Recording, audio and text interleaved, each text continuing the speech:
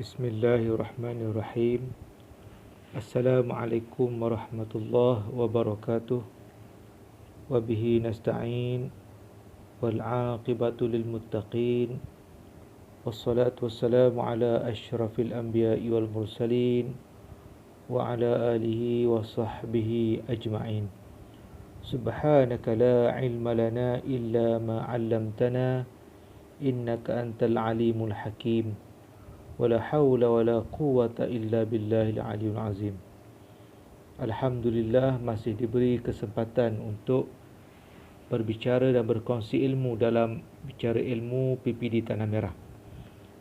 Pada perkongsian ilmu kali ini, saya mahu mengutarakan tajuk yang sentiasa perlu diambil perhatian dan tindakan oleh pihak-pihak yang berwajib, terutamanya kita sebagai warga pendidik dan AKP, penjawat awam, iaitu peranan masyarakat dalam membanteras penyalahgunaan dadah. Saya sebagai pengamal kaunseling dan psikologi terpanggil untuk sama-sama berbincang dan berkongsi tentang penyalahgunaan dadah di sektor penjawat awam. Warga pendidikan dan AKP yang dihormati, penyalahgunaan dadah ini menjadi isu besar di negara kita umumnya dan khasnya kepada warga pendidik dan AKP. Sebagaimana yang kita tahu bahawa kesannya boleh mendatangkan kemudaratan kepada kesihatan fizikal, mental, emosi dan tingkah laku. Lebih memeritkan lagi, penyalahgunaan dadah ini menyebabkan pelakunya ketagihan dan membuatkan mereka bergantung hidup kepada dadah. Cuba kita lihat senario yang berlaku di negara kita berkaitan dengan isu-isu penyalahgunaan dadah. Merujuk kepada data Unit Pemodenan Tadbiran dan Perancangan Pengurusan Malaysia Mampu, 14 kanak-kanak terbabit dengan dadah seawal usia 10 hingga 12 tahun pada tahun 2016, manakala 64 lagi pada tahun 2017. Ini menunjukkan peningkatan.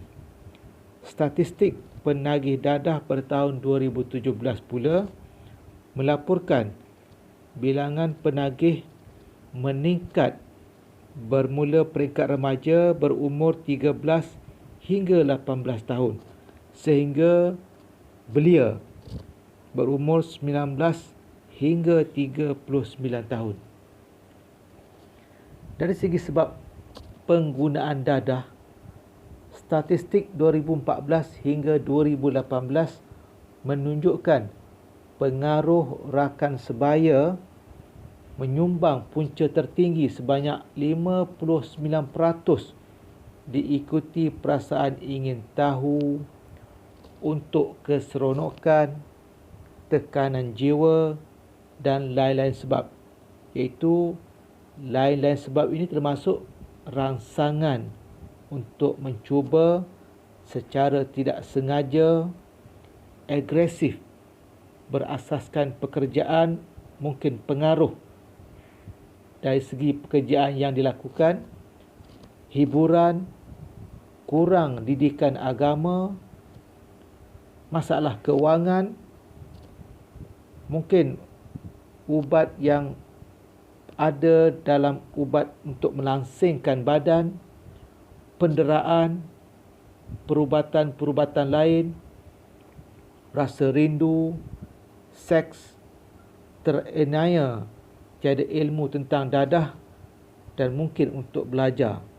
Cuba kita lihat apakah gejala yang negatif apabila berlakunya pengambilan gejala dadah ini.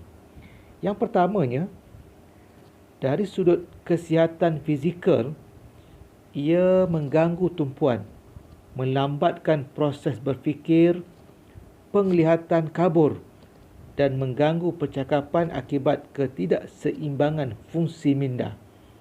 Yang keduanya, dalam konteks psikologikal pula, penagih dadah berkemungkinan kurang keyakinan diri, sentiasa berhalusinasi dan berhadapan stigma serta persepsi negatif daripada masyarakat terhadap golongan penagih dadah. Yang ketiga, hubungan kekeluargaan juga berpotensi terjejas. Banyak akhbar melaporkan tindakan luar batas penagih dadah seperti mengugut ahli keluarga dan mencuri. Malah ada kes penagih dadah sanggup membunuh ahli keluarga sendiri apabila keinginan mereka tidak dipenuhi. Baiklah, warga pendidik dan AKP yang dihormati, cuba kita lihat dari segi dalil hukum agama Islam tentang penyalahgunaan dadah. Yang pertamanya, tidak terdapat hukum atau larangan khusus daripada Al-Quran atau hadis Rasulullah sallallahu alaihi wasallam. Tetapi secara umumnya, Al-Quran dan hadis melarang setiap Muslim mendekati perbuatan-perbuatan yang keji dan merosakkan diri. Oleh kerana itulah, Islam sentiasa memuliakan umatnya dan menganjurkan kehidupan yang sejahtera. Maka larangan-larangan keras supaya setiap individu tidak terjebak di dalam kebinasaan. Yang keduanya, ayat-ayat Al-Quran dan hadis juga menjadi dalil haramnya benda-benda yang memabukkan hanya dikhususkan kepada arak sahaja. Oleh kerana itu, di dalam penetapan hukum selain daripada Al-Quran dan hadis, jumhur ulama telah berpendapat bahawa ijma' ulama dan qiyas juga merupakan sumber yang ketiga dan keempat bagi menentukan sesuatu hukum. Oleh kerana itu, hukum dadah tidak dapat ditentukan dengan dalil-dalil daripada Al-Quran dan hadis, tetapi akan ditentukan daripada sumber yang keempat, iaitu Al-Qiyas. Imam-imam yang empat juga seperti Imam Syafi'i, Imam Hanafi, Imam Maliki dan Imam Hambali juga tidak memberi sebarang fatwa mengenai dadah kerana pada masa itu dadah belum lagi wujud. Seperti firman Allah Subhanahu wa taala dalam Al-Quran, A'udzu billahi minasyaitonir rajim wa anfiqu fi sabilillah wa la tulqu bi aydikum ila tahlukah wa ahsinu innallaha yuhibbul muhsinin.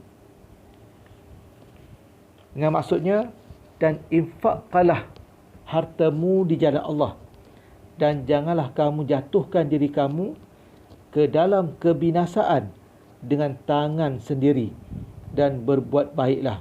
Sesungguhnya Allah menyukai orang-orang yang berbuat baik. Semoga perkongsian ringkas ini kita akan mendapat manfaat bagi membantu masyarakat untuk membantras penyalahgunaan dadah. Setakat ini perkongsian kita dan kemungkinan kita akan sambungkan lagi dalam tajuk-tajuk yang berkaitan dengan peranan masyarakat untuk membantras penyalahgunaan dadah. Dengan mutiara kata, hidup memerlukan pengorbanan. Pengorbanan memerlukan perjuangan. Perjuangan memerlukan ketabahan. Ketabahan memerlukan keyakinan. Keyakinan pula menentukan kejayaan. Kejayaan pula menentukan kebahagiaan. Sekian, wassalamualaikum warahmatullahi wabarakatuh.